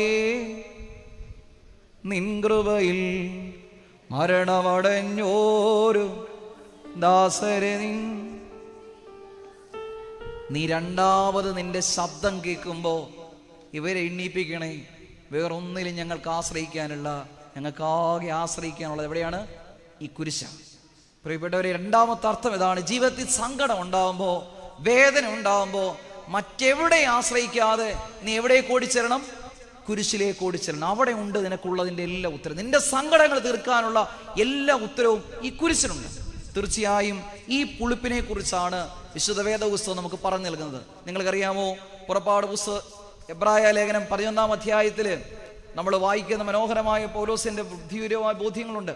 അവിടെ പൗലോസ് പറയുന്നുണ്ട്, അബ്രഹാം, ന്യായാധിപന്മാര്, ശമൂവേല്, ദാവീദ്, ഏലിയ, ഏലിശ, ഇങ്ങനെ തുടങ്ങി ഒത്തിരി പിതാക്കന്മാരെ കോട്ട് ചെയ്തിട്ട് ഇങ്ങനെ പൗലോസ് നമുക്ക് ഇവരൊക്കെ നല്ല അനുഭവം തന്നവരാണ്, ഇവർ നമ്മുടെ വിശ്വാസ വീരന്മാരാണെന്ന് പറഞ്ഞ് എബ്രായ ലേഖനം 11-ാം അധ്യായത്തില് സവിസ്തരം നമ്മെ പ്രബോധിപ്പിക്കുന്ന പൗലോസ് ലീഹ 12-ാം അധ്യായത്തിന്റെ 1-ാം വാക്യം തുടങ്ങി വായിക്കുമ്പോൾ ഇങ്ങനെ എഴുതിയിരിക്കുന്നു, എൻ്റെ പൊന്നു മക്കളെ, നിങ്ങളാരും ഇവരെ ആരെയും കണ്ടിട്ട് ഓടരുത്. 11-ാം അധ്യായത്തിൽ പൗലോസ് ലീഹ പറഞ്ഞു, അബ്രഹാം നമുക്ക് വിശ്വാസവീരനാണ്, ദാവീദ് നമുക്ക് വിശ്വാസവീരനാണ്, ഏലിയ, ഏലിശ, പ്രവാചക ശിഷ്യന്മാർ ഇവരൊക്കെ നമുക്ക് വിശ്വാസവീരന്മാരാണ്. പക്ഷെ 12-ാം അധ്യായത്തിൽ പൗലോസ് ലീഹ പറയുന്നു, നിങ്ങളാരും അബ്രഹാമിനെ കണ്ടിട്ട് ഓടരുത്, നിങ്ങളാരും ഏലിയയെ കണ്ടിട്ട് ഓടരുത്, നിങ്ങളാരും പ്രവാചക ശിഷ്യന്മാരെ കണ്ടിട്ട് ഓടരുത്. പിന്നെ ആരെ കണ്ടിട്ട് ഓടണം? 12-ാം അധ്യായത്തിന്റെ 2-ാം വാക്യം അവിടെ ഇങ്ങനെ എഴുതിയിരിക്കുന്നു, വിശ്വാസത്തിന്റെ നായകനും പൂർത്തീകരിക്കുന്നവനുമായ യേശുവിനെ നോക്കി. ജീവിതത്തിൽ സങ്കടം ഉണ്ടാകുമ്പോൾ ഇന്ന ആൾ കൂടെ ഓടുമെന്ന് വിശ്വസിക്കരുത്. ജീവിതത്തിൽ പ്രതിസന്ധി ഉണ്ടാകുമ്പോൾ ഇന്ന ആളത് പരിഹരിക്കുമെന്ന് ചിന്തിക്കരുത്. എൻ്റെ പ്രത്യാശയും പ്രതീക്ഷയും ഒരുവൻ മാത്രമാണ്. അവൻ ആരാണ്? എൻ്റെ യേശു. ഇത് നെഞ്ചോട് ചേർത്ത് എഴുതണമെന്നാണ് പൗലോസ് ലീഹ പറയുന്നത്. നോക്കി, 11-ാം അധ്യായത്തിൽ ഒട്ടടക്ക ആധാർ ലിങ്കിലൂടെ ഒട്ടനേകം പേരെ പരിചയപ്പെടുത്തിയിട്ട് പറയാണ്, മക്കളെ, ഇവരെ ആരെയും കണ്ടിട്ട് ഓടരുത്, ഇവരുടെ കൂടെ ഓടിയാൽ ഒരിക്കലും നിങ്ങൾ ജയിക്കുകയില്ല. നിങ്ങൾ ഓടേണ്ടതും നിങ്ങളുടെ മുമ്പിൽ നിങ്ങൾ നിൽക്കേണ്ടതും ആരെ മാത്രമാണ്? യേശുവിനെ മാത്രമാണ്. സ്നേഹിതരെ, ഈ പുളിപ്പാണ് ഞാൻ നിങ്ങളോട് പറയുന്ന കൗദാശിക ജീവിതം. സ്വന്തം ജീവിതത്തിൽ നിങ്ങൾക്ക് ഏറ്റെടുക്കാവുന്ന ഏറ്റവും നല്ല മാതൃക പുരുഷനാരാണ്? ക്രിസ്തുവാണ്, കുരിശാണ്. അതുകൊണ്ട് നിത്യം നിങ്ങളുടെ ജീവിതത്തിൽ കുരിശ് വരയ്ക്കുവാൻ നിങ്ങൾ മറക്കരുത്. യോഹന്നാൻ സിനിമനി പറയുമായിരുന്നു, കുരിശ് വരയ്ക്കുക മാത്രമല്ല, കുരിശ് ധരിക്കുവാനുള്ള പ്രാപ്തി കൂടെ നമ്മൾ എന്ത് ചെയ്യണം? ഏറ്റെടുക്കണം. കുരിശ് വരയ്ക്കണം. നിങ്ങൾക്കറിയാമോ, നമ്മുടെ സഭാ ആരാധനാക്രമത്തിൽ എഴുതപ്പെട്ട പുസ്തകങ്ങളിൽ ഓരോ കാര്യത്തിനും പ്രത്യേകം പ്രാർത്ഥനയുണ്ട്. കുളിക്കുന്നതിന് പ്രാർത്ഥനയുണ്ട്, അറിയാവോ? കുരിശ് വരച്ചിട്ടേ കുളിക്കാവൂ. ഭക്ഷണം കഴിക്കുന്നതിന് പ്രാർത്ഥനയുണ്ട്, അറിയാവോ? അതറിയാം. ഭക്ഷണം കഴിച്ചു കഴിയുമ്പോഴും കുരിശ് വരച്ച് പ്രാർത്ഥനയുണ്ട്. ഒരു യാത്ര പോകുമ്പോൾ കുരിശ് വരച്ച് പ്രാർത്ഥനയുണ്ട്. തിരിച്ചു വരുമ്പോഴും കുരിശ് വരച്ച് പ്രാർത്ഥനയുണ്ട്. നമ്മുടെ ജീവിതത്തിൻ്റെ ഓരോ അനുഭവങ്ങളിലും നമ്മൾ എന്തിലാണ് ആശ്രയിക്കുന്നത്? കുരിശിലാണ്. നാഴികയ്ക്ക് 40 വട്ടം നമ്മൾ എന്ത് ചെയ്യും? കുരിശ് വരയ്ക്കും. പണ്ട് അന്തോണിയോസ് തിരുമേനിയോട് ഒരു ദേവാലയത്തിലെ കുഞ്ഞ് പറഞ്ഞു, തിരുമേനിയപ്പച്ച, ഞങ്ങളൊക്കെ കുരിശ് വരയ്ക്കുന്നത് ഇങ്ങനെയാണ്. ഇല്ല, എന്ത് ഭംഗിയാ. പക്ഷേ വലിയവരൊക്കെ കുരിശ് വരയ്ക്കുന്നത് ഇങ്ങനെ. മക്കളെ, കുരിശ് വരയ്ക്കാനും അത് ഹൃദയത്തിൽ ധരിക്കുവാനും പക്വത വരണം. അത് നമ്മുടെ വിശ്വാസമാണ്. ആ പ്രതീക്ഷയാണ് ഈ വിശ്വാസത്തെ പുളിപ്പുള്ളതാക്കി തീർക്കുന്നത്. എനിക്കൊരു പ്രത്യാശയുണ്ട്. അതെൻ്റെ കുരിശിലാണ്, എൻ്റെ ക്രിസ്തുവിലാണ്. ഈ ആത്മീയ അനുഭവമായിരിക്കണം രണ്ടാമത് ഈ യാത്രയിൽ നിങ്ങൾക്കുണ്ടാകേണ്ടത്. മൂന്നാമത് നിങ്ങളുടെ യാത്രയിൽ കരുതാൻ ഞാൻ നിങ്ങളോട് ആവശ്യപ്പെടുന്ന വസ്തു ഫിലാക്ടറിയാണ്. വിശുദ്ധ വേദപുസ്തകത്തിൽ പുറപ്പാട് പുസ്തകത്തിന്റെ 13-ാം അധ്യായത്തിന് 9-ാം വാക്യത്തിലാണ് ഫിലാക്ടറി എന്ന വാക്ക് നാം ശ്രദ്ധേയമായി പഠിക്കുന്നത്. അവിടെ ഇങ്ങനെ എഴുതിയിരിക്കുന്നു, യഹോവയുടെ ന്യായപ്രമാണം നിന്റെ വായിൽ ഉണ്ടായിരിക്കേണ്ടതിന് ഇത് നിനക്ക് നിന്റെ കൈയിന്മേൽ അടയാളമായും നിന്റെ കണ്ണുകളുടെ മധ്യേ ജ്ഞാപക ലക്ഷ്യമായും ഇരിക്കണം. യഹൂദന്മാര് ദൈവം അവർക്ക് നൽകിയിട്ടുള്ള വിശ്വാസ പ്രമാണത്തെ, നിയമങ്ങളെ ചെറുകുറിപ്പുകളാക്കി ഈ നെറ്റിയുടെ കൃത്യം മധ്യഭാഗത്ത് കെട്ടി സൂക്ഷിക്കുമായിരുന്നു. ഫിലാക്ടറി എന്ന് ഗൂഗിളിൽ സെർച്ച് ചെയ്ത് നോക്കിയാൽ നിങ്ങൾക്ക് കാണാൻ സാധിക്കും. യഹൂദന്മാര് ഒരു കുഞ്ഞു സാധനം ഇവിടെ ഇങ്ങനെ കെട്ടിപ്പൊതിഞ്ഞുകൊണ്ട് നടക്കുന്നത് കാണാൻ സാധിക്കും. ഇതൊരു പെട്ടിയാണ്, ഫിലാക്ടറി പെട്ടിയാണ്, ഒരു വചനപ്പെട്ടിയാണ്. ആ വചനപ്പെട്ടിക്കകത്ത് യഹൂദന്മാർ ആയിരിക്കേണ്ട ദൈവത്തിന്റെ നിയമങ്ങളെ കുനുകുന കുനുകുന കുനുകുന കുനുകുന എന്നെഴുതി വെച്ചിട്ടുണ്ട്. ഇങ്ങനെ വചനം എഴുതി വെച്ചിരിക്കുന്ന പെട്ടിയുടെ പേരാണ് ഫിലാക്ടറി. സ്നേഹിതരെ, ഈ കനാൻ യാത്രയിൽ നിങ്ങളോട് ഞാൻ കരുതുവാൻ പറയുന്ന മൂന്നാമത്തെ വസ്തു ദൈവത്തിന്റെ വചനമാണ്. ഒന്നാമത് എന്താ കരുതണം? വിശുദ്ധ കുർബാന. രണ്ടാമത് എന്താ കരുതണം? കൂദാശ ജീവിതം. മൂന്നാമത് എന്താ കരുതണം? ദൈവ വചനം, വിശുദ്ധ വേദപുസ്തകം. വിശുദ്ധ വചനം നമ്മുടെ ഹൃദയത്തിൽ ഇഴകിച്ചേരണം. പക്ഷെ സങ്കടത്തോടെ പറയട്ടെ, നമ്മുടെ കുഞ്ഞുങ്ങൾക്ക് ഇന്ന് വേദപുസ്തകം വായിക്കാൻ ഒത്തിരി മടിയാണ്. മലയാളം വായിക്കാൻ അറിയത്തില്ല എന്നുള്ളത് പരമമായ സത്യം. പിന്നെ വായിച്ചു തുടങ്ങുമ്പോൾ മമ്മി വല്ലാണ്ട് വഴക്ക് പറഞ്ഞ് കളിയാക്കുമെന്ന് മറ്റൊരു കാര്യം. കുഞ്ഞുങ്ങൾക്ക് വായിക്കാൻ പലപ്പോഴും അവസരം കിട്ടുന്നില്ല എന്നുള്ളതാണ് പരമമായ സത്യം. വായിപ്പിക്കണം കുഞ്ഞുങ്ങളെ. ദൈവവചനത്തിൽ അവർ വേന്തൂരണം. നിങ്ങൾക്കറിയാമോ, ഈ കാലഘട്ടത്തിൽ യൂറോപ്യൻ നാടുകളിലേക്കുള്ള കുഞ്ഞുങ്ങളുടെ അധിനിവേശം വളരെ കൂടിക്കൊണ്ടേയിരിക്കുകയാണ്. ഞങ്ങൾ പലപ്പോഴും വൈദികര് ഈ ഭവനങ്ങളിൽ പ്രാർത്ഥിക്കാൻ പോകുമ്പോൾ അവർ സന്തോഷത്തോടെ ഞങ്ങളോട് പറയും, അച്ഛാ വേദപുസ്തകം എടുത്തൊക്കെ ഞാൻ പറഞ്ഞിട്ടുണ്ട്. അപ്പം നമുക്ക് സന്തോഷമാണ്. കുഞ്ഞ് എവിടെ ചെന്നാൽ ഈ വേദപുസ്തകമൊക്കെ വായിക്കും. വേറെ ഒന്നും നമ്മൾ 2 കുക്കറുണ്ട്, ചെറിയ ചട്ടിയുണ്ട്, പിന്നെ അവിടെ മസാലയൊന്നുമില്ല, അതൊക്കെ ഞങ്ങൾ ഒരുക്കി വെച്ചിട്ടുണ്ട്. എല്ലാം കൂടെ ഒരു 35 കിലോയ്ക്കകത്തേ കൊണ്ടുപോകാൻ പറ്റത്തുള്ളൂ. വേദപുസ്തകം ഉണ്ട്, ഉണ്ടച്ചാ ഞാൻ പറഞ്ഞിട്ടുണ്ട്, അതെടുത്ത് വായിക്കണോ? ഹൃദയ നിറവോടെ ചോദിച്ചു നോക്കി. കൊണ്ടുപോയി അച്ചാറിൻ്റെ പാട്ടുകളൊക്കെ തീർന്ന് നീ കുഞ്ഞു പരാതി പറയുമ്പോഴും, ഇനി അടുത്തത് ആരുടെ കയ്യിൽ അച്ചാറ് കൊടുത്തു വിടണമെന്ന് ഈ അമ്മ ചിന്തിക്കുമ്പോഴും, കൊണ്ടുപോയ വേദപുസ്തകം തുറന്ന് വായിച്ചോന്ന് ഏതെങ്കിലും അമ്മമാർ ചോദിക്കാറുണ്ടോ? ഇതൊരു നിധി പോലെ നമ്മൾ സൂക്ഷിക്കുക. നാട്ടിൽ നിന്ന് കയറിയപ്പോൾ അമ്മ തന്നു വിട്ടതാ, ഒരു നിധി പോലെ സൂക്ഷിക്കുക. അല്ല മക്കളെ, ഇത് നമ്മളോട് സംസാരിക്കണം. നമുക്ക് സങ്കടം ഉണ്ടാകുമ്പോൾ ഇത് നമ്മളോട് സംസാരിക്കണം. നിങ്ങൾക്കറിയാമോ, വിശുദ്ധ വേദപുസ്തകത്തിൽ വചനം എന്നതിന് കുറിക്കുന്ന 2 ഗ്രീക്ക് പദങ്ങളാണ് ലോഗോസും റേമയും. ലോഗോസ്, ഈ പുസ്തകത്തിൽ ഏകദേശം 39,000-ലധികം വചനങ്ങളുണ്ട്. ഇത് അടച്ചു വെച്ചിരിക്കുക. ഇതിന് ഞാൻ വിളിക്കുന്ന പേര് ലോഗോസ്. എന്നാൽ എനിക്കൊരു സങ്കടം ഉണ്ടായി, എനിക്കൊരു വേദന ഉണ്ടായി. ഞാൻ ഈ വേദപുസ്തകം തുറന്നു നോക്കുമ്പോൾ ഈ വേദപുസ്തകത്തിന്റെ വാക്യങ്ങൾ എന്നോട് സംസാരിക്കുന്നെങ്കിൽ ആ വാക്യങ്ങൾക്ക് ജീവനുണ്ട്. അങ്ങനെ ജീവനുള്ള വാക്യത്തിന് വിളിക്കുന്ന പേരാണ് റേമ. ഇന്ന് നമ്മുടെ കയ്യിരിക്കുന്ന പുസ്തകങ്ങളിൽ നിറയെ ലോഗോസാണ്. ഈ ലോഗോസ് എന്തായി മാറണം? റേമയാണ്. ഇത് നമ്മോട് സംസാരിക്കണം. സ്നേഹിതരെ, ഇങ്ങനെ വേദപുസ്തകം എന്നോട് സംസാരിച്ചൊരു രാത്രിയുണ്ട്. ഞാൻ ഒത്തിരി സങ്കടപ്പെട്ടൊരു ദിവസം വിശുദ്ധ വേദപുസ്തകം എടുത്തിട്ട് ഞാൻ ദൈവത്തോട് പറഞ്ഞു, ദൈവമേ നീ എന്നോടൊന്ന് സംസാരിക്കണം. എൻ്റെ സങ്കടം കൊണ്ടാണ്. എനിക്ക് വല്ലാണ്ട് വീർപ്പ് മുട്ടുന്നു, ഞാൻ വല്ലാണ്ട് കുറ്റബോധനായി തീർന്നു, ഒറ്റപ്പെടുന്നു. നീ എന്നോടൊന്ന് സംസാരിക്കണേ. അങ്ങനെ ഞാൻ വേദപുസ്തകം തുറന്നൊരു വാക്യം വായിച്ചു. 2 കൊരിന്ത്യ ലേഖനം 12-ാം അധ്യായത്തിന്റെ 8-9 വാക്യങ്ങളായിരുന്നു ഞാൻ വായിച്ചത്. അവിടെ എന്തെഴുതിയിരിക്കുന്നു എന്ന് പറയുന്നതിന് മുമ്പേ അവിടെ എന്താണെന്നുള്ളത് ഞാൻ നിങ്ങൾക്ക് പറഞ്ഞുതരാം. ഞാൻ വല്ലാണ്ട് സങ്കടപ്പെട്ട ദൈവത്തോട് പറയാം, ദൈവമേ എന്നോടൊന്ന് സംസാരിക്കണേ.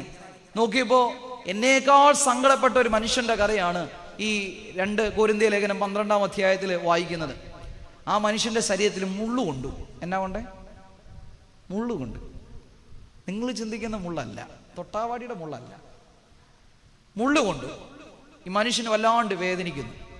ഇയാൾ ദൈവത്തോട് പറഞ്ഞു, ദൈവമേ വേദനിക്കുന്നു, ഈ മുള്ളൊന്ന് എടുത്തു തരുമോ? ദൈവം മിണ്ടിയില്ല. ഈ മനുഷ്യൻ ഒന്നുകൂടെ പറഞ്ഞു, ദൈവമേ മുള്ളിരുന്ന് വേദനിക്കുന്നു, ഇതൊന്ന് എടുത്തു തരുമോ? ദൈവം മിണ്ടിയില്ല. മൂന്നാമത് ഈ മനുഷ്യൻ പറഞ്ഞു, ദൈവമേ വല്ലാണ്ട് നെഞ്ചു പിളരുന്നു, വല്ലാണ്ട് വേദന കുത്തി നോവിക്കുന്നു, ഈ മുള്ളൊന്നെടുക്കാൻ എന്നെ ഒന്ന് സഹായിക്കുവോ? ദൈവം മിണ്ടിയില്ല.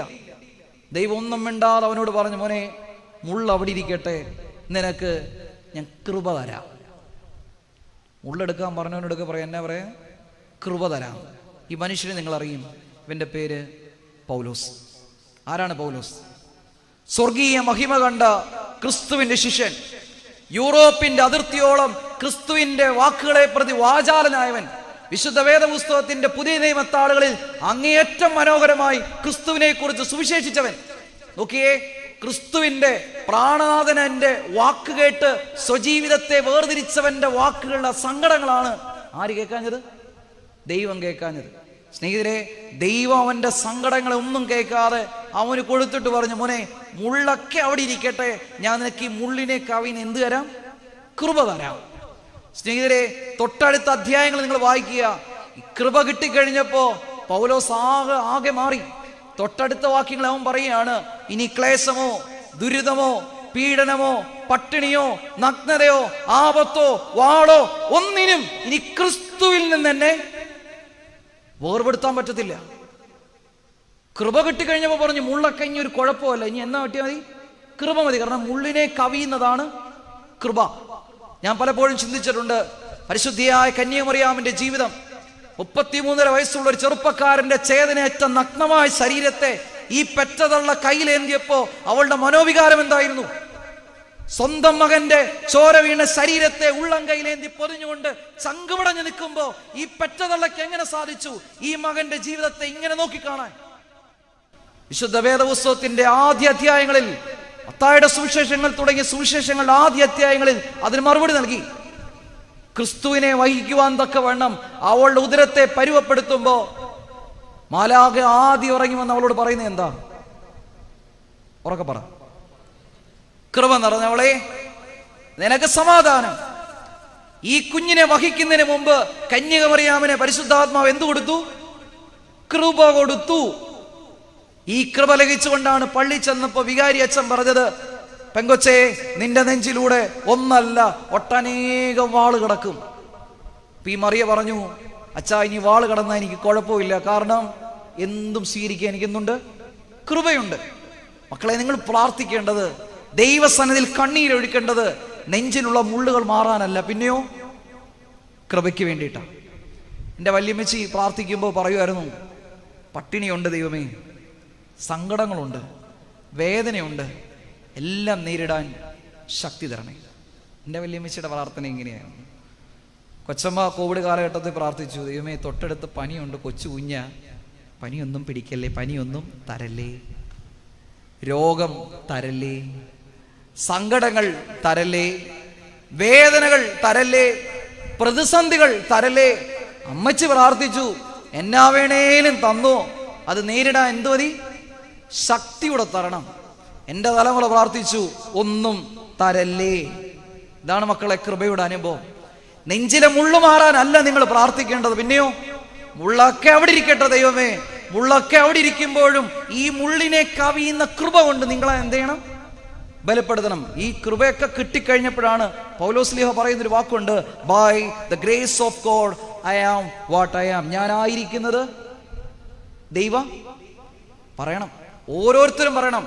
സങ്കടങ്ങളിൽ, വേദനകളിൽ, നെഞ്ചുരുകുന്ന ജീവിത സാഹചര്യങ്ങളിൽ, മറ്റുള്ളവന്റെ ആക്ഷേപകരമായ കുത്തുവാക്കുകളിൽ, ഈ ലോകം മുഴുവൻ നമ്മെ ഒറ്റപ്പെടുത്തി കളിയാക്കുമ്പോ നെഞ്ചത്തോട് കൈവച്ച് പറയണം, by the grace of God I am what I am. ഞാനായിരിക്കുന്നത് ദൈവകൃപയിലായിരുന്നു.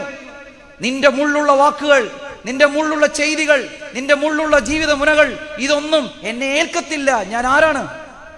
ദൈവത്തിന്റെ കൃപ ലഭിച്ച മകനാ, മകളാ. ഇത് പറയുവാനുള്ള ആർജവത്വമാണ് ഈ കാലഘട്ടത്തിൽ നാം നേടിയെടുക്കേണ്ടത്.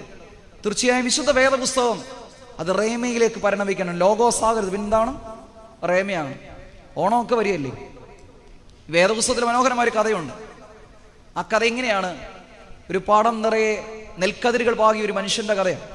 ആ കഥയ്ക്കകത്ത് കളയും വിളയും വേർതിരിച്ച കൃഷിക്കാരന്റെ കഥകൾ നിങ്ങൾ കേട്ടിട്ടുണ്ടാകും. വിത്തെറിഞ്ഞു, പാടത്ത് നെൽവിത്തുകൾ പൊങ്ങി വന്നപ്പോ കൃഷിക്കാരൻ്റെ അടുക്ക് വേലക്കാർ പോയി പറഞ്ഞു, യജമാനെ, എന്ത് ചെയ്യുന്നു?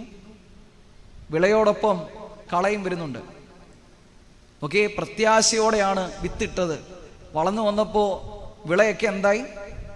കളയായി മാറി. ഇത് സ്വജീവിതത്തിന്റെ അനുഭവങ്ങളാണ്. നമ്മുടെ വീട്ടിലുണ്ട് കളയും വിളയൊക്കെ. 2 പിള്ളേരാ കേട്ടോ.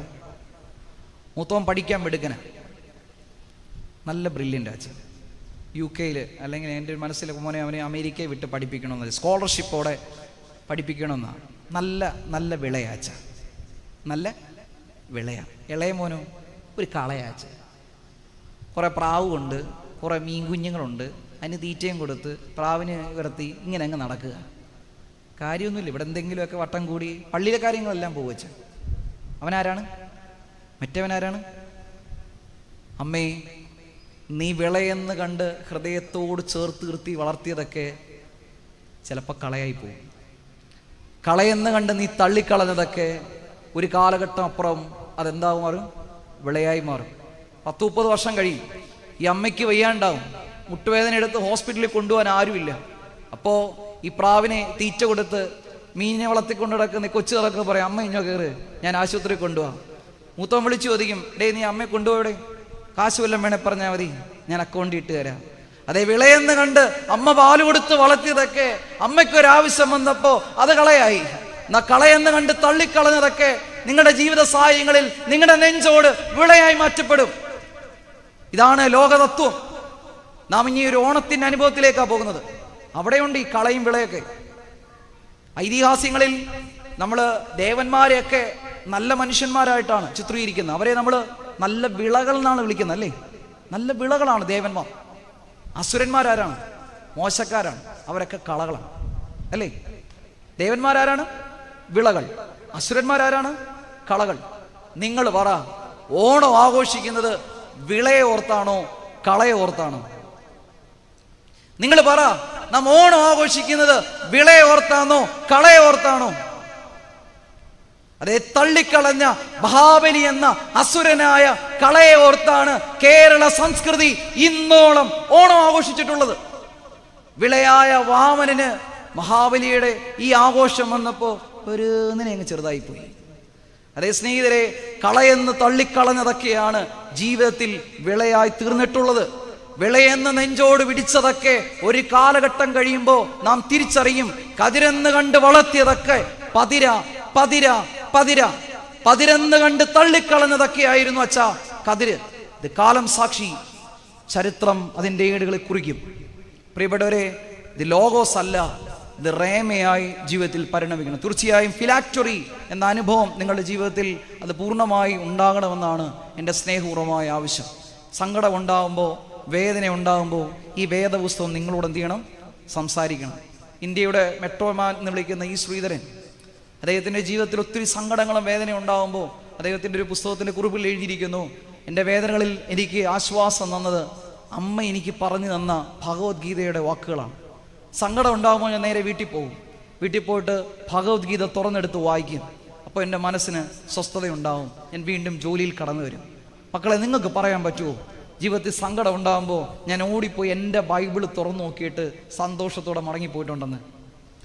അങ്ങനെ സ്വന്തമായൊരു ബൈബിൾ ഉണ്ടെങ്കിലേ നമുക്ക് തുറക്കാൻ പറ്റത്തുള്ളൂ. ഇത് പല വകയാണ്. ഇത് പല വകയ്ക്കകത്താണ് റേഷൻ കാർഡ്, ആധാർ കാർഡ് എല്ലാം സൂക്ഷിക്കുന്ന നമ്മുടെ വീട്ടിലെ സൂക്ഷിപ്പ് പെട്ടിയാണ് ഈ വേദപുസ്തകം. അല്ല, ഇത് റേമയാണ്.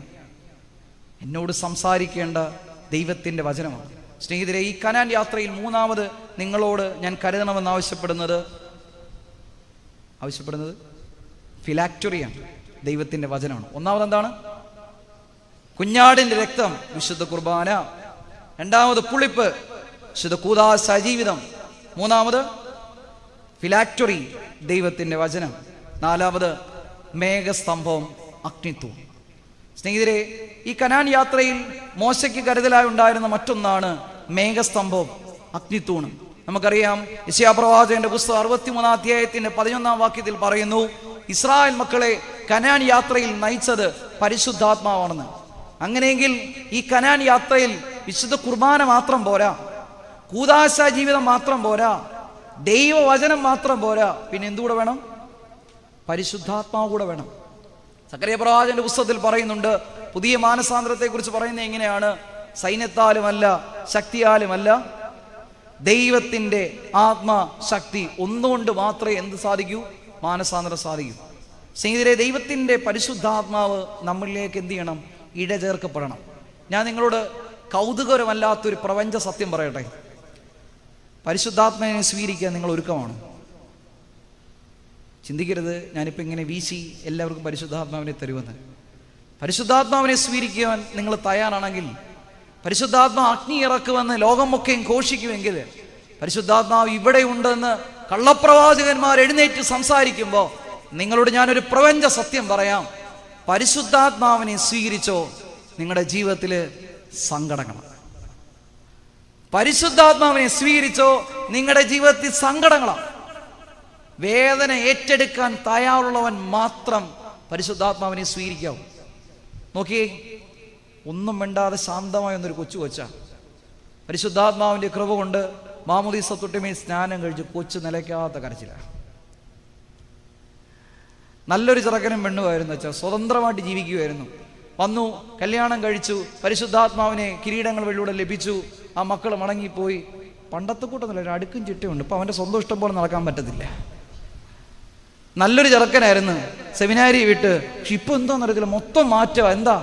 പരിശുദ്ധാത്മാവിനെ കിട്ടി. പരിശുദ്ധാത്മാവിനെ കിട്ടിയപ്പോ സങ്കടങ്ങളാ. ഓർത്തു നോക്കിയേ, മാമോദീസ ഏറ്റ ഒരു കുഞ്ഞിന്റെ ജീവിതത്തിൽ ഉണ്ടാകുന്ന സങ്കടങ്ങളും വേദനകളും അല്ല കല്യാണം കഴിഞ്ഞ് പിന്നെ നമ്മൾ അനുഭവിക്കുന്നത്.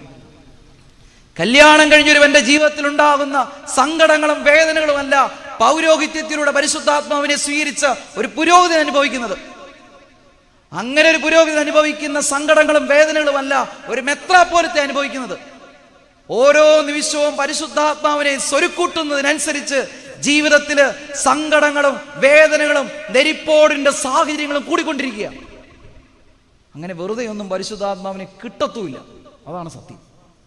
ഞാൻ പറയട്ടെ, ഒരു ബെന്തിക്കോസി അവിടെ വന്നിട്ടുണ്ടെങ്കിൽ അതിന് മുമ്പിൽ ഒരു കാൽവറി ഇല്ലായിരുന്നു. ഒരു പെന്തിക്കോസി അന്ന് ആ മാളികയിൽ പ്രത്യക്ഷപ്പെട്ടിട്ടുണ്ടായിരുന്നെങ്കിൽ ആ പെന്തിക്കോസ്തിക്ക് മുമ്പ് എന്തുണ്ടായിരുന്നു? ഒരു കാൽവറി ഉണ്ടായിരുന്നു. കാൽവറിയുടെ സഹനങ്ങൾ ഏറ്റെടുക്കുന്നവർക്ക് മാത്രമേ എന്ത് കിട്ടൂ? പെന്തിക്കോസ്തിയുടെ പരിശുദ്ധാത്മാവിന്റെ കൃപ കിട്ടൂ. മാമോദീസ എത്ര നേരവാ അച്ഛാ? ഇല്ലയോ, എത്ര നേരവാ? വെള്ളം മുക്കി കാര്യം നടത്തി ഇനി വീട്ടിൽ വീണം. എന്തൊരു നേരമല്ലേ മക്കളെ. സങ്കടപ്പെട്ട് നിൽക്കണം, സഹനം ഉണ്ടാവണം. കാൽവറിയുടെ വേദനയിലൂടെ മാത്രമേ ആ കുഞ്ഞിനെ നിനക്കെന്ത് കിട്ടും? ഈ തങ്ക കുഞ്ഞാടിനെ നീ ഏൽക്കുക പാവനയാം സഭേ. പരിശുദ്ധാത്മാവിന്റെ നൽവരം കിട്ടണമെങ്കിൽ സഹനം ഉണ്ടാവണം. കല്യാണം എത്ര നേരം വെച്ചാ പിടിച്ചെടുത്ത് കാല് കഴിക്കത്തില്ലേ? 1 മണിക്കൂറോളം പിടിച്ചു നിർത്തുക. ഇങ്ങനെ 1 മണിക്കൂറോളം പിടിച്ചു നിർത്തിയിട്ട് അതിൻ്റെ ഏറ്റവും അവസാനം അതിൻ്റെ പാരമ്യതയിൽ പരിശുദ്ധാത്മാവ് ഇറങ്ങി എന്ന് പറയുകയാണ്, വനീന്നുടയോൻ കയ്യാൽ മകുടം കോശമിറങ്ങുന്നു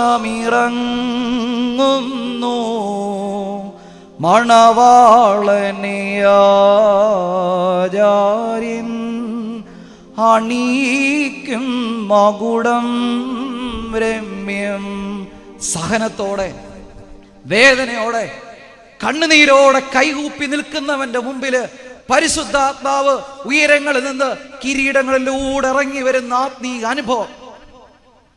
പട്ടം കൂടൊക്കെ എത്ര നേരം വച്ച മുട്ടു തീർത്തുന്നേ പാവം ശമ്മാശൻ. മുട്ടുവേദനിക്കത്തില്ലേ? അങ്ങനെ മുട്ടുവേദനിച്ച് സങ്കടത്തോടെ നിൽക്കുന്നവനെ പരിശുദ്ധ മദ്ബഹാട് ത്രോണോസിന്റെ അടുക്കലേക്ക് അടുപ്പിക്കുമ്പോഴാണ് നാം കേൾക്കുന്നത്, പാറകലീത്ത റൂഹാവന്നെത്തി ആവാസം ചെയ്യട്ടിവനിൽ. ഓക്കെ, സഹനത്തിലൂടെ നിന്നപ്പോഴാണ് എന്ത് കിട്ടിയത്? പരിശുദ്ധാത്മാവിനെ കിട്ടുക. അങ്ങനെ നിങ്ങൾ ചിന്തിക്കുന്ന പോലെ അച്ചത്തലയെ കൈവച്ചെന്ന് പ്രാർത്ഥിക്കുക പരിശുദ്ധാത്മാവിന് വേണ്ടിയിട്ട് കിട്ടത്തില്ല. സങ്കടത്തോടെ സഹനം സഹിക്കുവാൻ, വേദനയോടെ വെറുപ്പോടെ വെമ്പരപ്പെടുന്ന അനുഭവത്തിൽ ജീവിക്കുവാൻ നീ ഒരുക്കമാണോ? പരിശുദ്ധാത്മാവിനെ കിട്ടും. നിങ്ങൾ ചിന്തിച്ചോ പ്രിയപ്പെട്ടവരെ, നിന്റെ ജീവിതത്തിൽ സങ്കടങ്ങളും വേദനകളും നൊമ്പരങ്ങളും പ്രതികൂലങ്ങളൊക്കെ ഉണ്ടാകുമ്പോഴും നീ നെഞ്ചത്തോട് പറയരുത് ദൈവം നിന്നെ കൈവിട്ടെന്ന്. ഇല്ല, ദൈവം നിന്റെ കൂടെയുണ്ട്. അതാണ് നിനക്ക് സങ്കടം, അതാണ് നിനക്ക് സങ്കടം. നിങ്ങൾ ഇയ്യോബിനെ കുറിച്ച് പഠിച്ചേ. ഇയ്യോബിനെ കുറിച്ച് പറയുകയാണ്, അവൻ എൻ്റെ മകനാണ്. എന്താണ് പറഞ്ഞത്? അവൻ എൻ്റെ മകനാണ് സാത്താനെ. നിനക്ക് അവന്റെ ദേഹത്ത് തൊടാൻ സ്വാതന്ത്ര്യമില്ല. പിന്നെയോ അവന് ചുറ്റും ഞാൻ കെട്ടിയിരിക്കുന്ന സംരക്ഷണത്തിന്റെ വേലി ഓരോന്നും എടുത്തു, എനിക്ക് കുഴപ്പമില്ല. പക്ഷെ എൻ്റെ ചെറുക്കനെ തൊടരുത്, ഇയ്യോബിനെ തൊടരുത്. പിന്നെയോ ഇയ്യോബിന് ചുറ്റുമുള്ള സംരക്ഷണത്തിന്റെ വേലി എടുത്തുവാ. ഓരോ വേലി എടുക്കുമ്പോഴും ഇയ്യോബ് പറയുന്നത് എന്താ? ദൈവം തന്നു, ദൈവം എടുത്തു, ദൈവനാമം മഹത്വപ്പെടും. ഇതാണ് പരിശുദ്ധാത്മാവിന്റെ കൃപ ലഭിച്ച ഒരു മകന്റെ അനുഭവം. അപ്പം മരിക്കും, അമ്മ മരിക്കും, പ്രിയപ്പെട്ടവർ മരിക്കും, കുഞ്ഞുങ്ങൾ മരിക്കും, ജീവിതത്തിൽ നേടിയെടുത്തതൊക്കെ നഷ്ടപ്പെടും. പക്ഷെ എന്റെ ദൈവം തന്നു, ദൈവം എടുത്തു, ദൈവനാമം ബലപ്പെടട്ടെ എന്ന് ഹൃദയത്തോട് ചേർത്ത് പറയുമ്പോഴാണ് പരിശുദ്ധാത്മാവിന്റെ അനുഭവത്തെ നാം ഉൾക്കൊള്ളുന്നത്. ഇതാണ് സഹനത്തിന്റെ അനുഭവം. വീണ്ടും ഞാൻ ഓർപ്പിക്കുന്നു, കാൽവറി ഏൽക്കാതെ, സഹനമേൽക്കാതെ, ദുഃഖവള്ളി പിറവിയെടുക്കാതെ ഒരു ഈസ്റ്ററും ഒരു പെന്തിക്കോസ്തിയും ഇന്ന് വരെ ഉണ്ടായിട്ടില്ല. സങ്കടങ്ങളിൽ മാത്രമേ ഉദ്ധാനവും പരിശുദ്ധാത്മാ കൃപയുണ്ടാകത്തുള്ളൂ. ഇനി പെന്തിക്കോസ്തി ശുശ്രൂഷ നടക്കുമ്പോൾ 3 വേണ്ട, 1 മതിയെന്ന് നിങ്ങൾ ആരെങ്കിലും പറയൂ? ഇനി പെന്തിക്കോസ്തി ഞായറാഴ്ച നടക്കുമ്പോൾ അച്ഛാ 3 വട്ടം വെള്ളം കോരി വയ്ക്കേണ്ട, 1 വട്ടം തന്നാൽ മതി എന്ന് ആരെങ്കിലും പറയൂ? സഹനം വേണം, സഹനം വേണം. സഹനങ്ങളിലൂടെ മാത്രമേ എന്തിറങ്ങൂ? പരിശുദ്ധാത്മാവ്. തീർച്ചയായും ഈ യാത്രയിൽ പരിശുദ്ധാത്മാവിന്റെ കൃപ നിങ്ങൾക്കുണ്ടാകണം. 5ാമത്, 1ാമത് അച്ഛൻ പറഞ്ഞു ഒന്ന്, 1ാമത് എന്തുണ്ട്? കുഞ്ഞാടിന്റെ രക്തം. അതെന്താണ്? വിശുദ്ധ കുർബാന. പുളിപ്പ്. അതെന്താണ്? വിശുദ്ധ കൂദാശ ജീവിതം. 3 ഫിലാക്ടറി. അതെന്താണ്? ദൈവത്തിന്റെ വചനം. 4 മേഘസ്തംഭം, അഗ്നിത്തൂൺ. അതെന്താണ്? പരിശുദ്ധാത്മാവിന്റെ കൃപ, പരിശുദ്ധ റൂഹ. 5ാമത് യോസഫിന്റെ അസ്ഥി. സ്നേഹിതരെ, പുറപ്പാട് പുസ്തകത്തിന്റെ 13-ാം അധ്യായം 19-ാം വാക്യത്തിൽ ഇസ്രായേൽ മക്കൾ ചെങ്കടൽ കടക്കുവാൻ തുടങ്ങിയപ്പോൾ മോശ ഇസ്രായേൽ മക്കളോട് പറഞ്ഞു, നിങ്ങൾ യോസഫിന്റെ അസ്ഥി കൂടെ കരുതണമെന്ന്. സ്നേഹിതരെ, അതെന്തിനാണെന്ന് ചോദിച്ചാൽ യോസഫിനെ കുറിച്ച് പറയുന്നത് ഇങ്ങനെയാണ്: ഗോത്രം രാജ്യമാക്കിയപ്പോ നിങ്ങൾ മാത്രം രക്ഷപ്പെട്ടു എന്നല്ല, നിങ്ങളെ നയിച്ച പിതാക്കന്മാരെ നിങ്ങൾ എന്ത് ചെയ്യണം? സ്മരിക്കണം. ഈ കനാൻ യാത്രയിൽ ഈ 4 മതി എന്ന് പറയുന്ന സഭക്കാരുണ്ട്. എന്തൊക്കെ മതി എന്നാ? കുർബാന വേണം അച്ഛാ, പിന്നെ കൂദാശ വേണം, പിന്നെ ദൈവവചനം വേണം, പിന്നെ പരിശുദ്ധാത്മാവ് വേണം. വാങ്ങിപ്പോയരെ ഓർക്കണ്ട. ഈ 4 ദളം മതി കനാൻ യാത്രയ്ക്ക്. 5ാമത്തത് വേണ്ട എന്ന് പറയുന്നവരുണ്ട്. പക്ഷെ നമ്മൾ പറയണം, ഈ സഭ നമ്മളെ പഠിപ്പിച്ചത് ഈ കനാൻ യാത്രയ്ക്ക് 4 ദളങ്ങൾ മാത്രമല്ല, 5ാമത്തെ ദളം എൻ്റെ പിതാക്കന്മാരെ, ഈ യാത്രയ്ക്ക് എന്നെ ബലപ്പെടുത്തിയ എൻ്റെ പൂർവികരെ സ്മരിക്കുന്നത് എൻ്റെ പാരമ്പര്യമാണ്. യോസഫ് പറയുന്നു, നീ ഇസ്രായേലിൽ നിന്ന് രക്ഷപ്പെടുമ്പോ, ഫറവോന്റെ അടിമത്തത്തിൽ നിന്ന് രക്ഷപ്പെട്ടു പോകുമ്പോ നിങ്ങൾ ആരെയും കൂടെ കൊണ്ടുപോകണം? എൻ്റെ അസ്ഥി കൂടെ കൊണ്ടുപോകണം. സ്നേഹിതരെ, നാം മാത്രം പോരാ, നമ്മുടെ ഓരോ അനുഭവങ്ങളിലും നമ്മളെ ആരെ ഓർക്കണം? നമ്മളെ നയിച്ച നമ്മുടെ പിതാക്കന്മാരെ ഓർത്തുകൊണ്ടേയിരിക്കണം. നോക്കിയേ, നമ്മളിന്ന് ഒരമ്മയുടെ സ്മരണയെ നിർവഹിക്കുന്നത് അല്ലേ? ആ അമ്മയുടെ സങ്കടങ്ങളിൽ, വേദനകളിൽ നമ്മൾ ആരെ ഓർക്കുകയാണ്? ആ അമ്മയും അമ്മയുടെ മക്കളുടെ സഹനത്തെ ഓർക്കുക അല്ലേ? നമ്മൾ മാത്രം രക്ഷപ്പെട്ടാൽ മതി പെരുന്നാളില്.